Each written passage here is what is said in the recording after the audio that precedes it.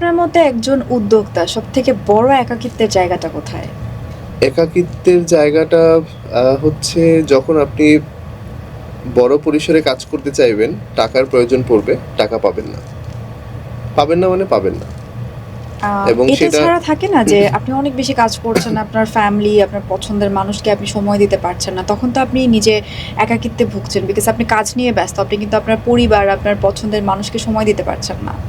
আচ্ছা, এই ক্ষেত্রে আমি বলব যে আমার একাকিত্ব তৈরি হয় না। কারণ হচ্ছে আমি একটু গুছিয়ে কাজ করি এবং ব্যালেন্স করে চলেন। হ্যাঁ, এবং ওকে। আমি আমার লাইফে আসলে প্রায়োরিটি লিস্ট আছে যে কোনটা প্রায়োরিটি লিস্ট। আমার পরিবারের একটা প্রায়োরিটি আছে, আমার কাজের একটা প্রায়োরিটি আছে। আমি থিয়েটার করি, আমার রিহার্সাল করতে হয়।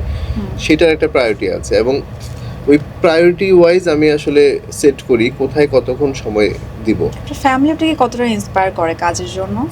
আহ, আমার পরিবার হচ্ছে গ্রামে থাকে হুম। এবং আমার পরিবার আসলে কখনো ইন্সপায়ার করেনি আমাকে ট্রুলি। মানে আমার পুরো বিজনেসটা শুধুমাত্র আপনার একার ডিসিশনে করা হয়েছে? একদম একদম এটা কিন্তু পরিবারের অনেক বড় একটা ডিসিশন ভাইয়া। একটা বিজনেস আপনি স্টার্ট করছেন। ৫টা বছর আপনি এখানে ব্যয় করেছেন ফ্যামিলি সাপোর্ট ছাড়া। এবং পরিবারের ক্ষেত্রে যেটা বলবো ওই যে আমি কলেজ লাইফ থেকে চাকরি শুরু করেছি কেন, কারণ হচ্ছে পরিবারের ডিসিশনে আমি চলবো না, এটা আমি তখনই ডিসিশন তারা কি নিয়েছি। এখন হ্যাপি না যে আপনি ভালো কাজ করছেন? আপনাকে আপনার সো প্রোডাক্টস মানুষ পছন্দ করছে? এখন এখন তো অবশ্যই হ্যাপি। এখন ওরা আমাকে দেখছে, কিংবা আমি আমার বিভিন্ন ধরনের কাজই দেখছে, বেসিক্যালি আমার অভিনয় দেখছে টেলিভিশনে। So happy. কিন্তু আমি আমার শুরুতে কখনোই সাপোর্ট পাইনি যে ওকে ফাইন, আমরা তোমার পাশে আছি, তুমি এটা করো।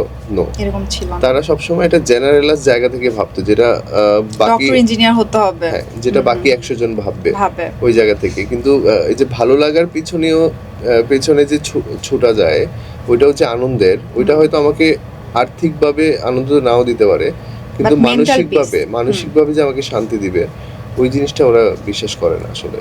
আপনার বিজনেস থেকে আপনার সবথেকে বড় শিক্ষা কি? বিজনেস থেকে আমার সবথেকে বড় শিক্ষা হলো মানুষের সাথে মিশতে পারা, মানুষের সাথে কমিউনিকেশন স্কিল যেটাকে বলবো আমি, এবং মানুষকে জানা, আসলে মানুষের জীবনের অনেক কিছু আমি জেনেছি, অনেক অনুভূতির কথা জেনেছি। সো এটাকে আমি অনেক প্রায়োরিটি দিই।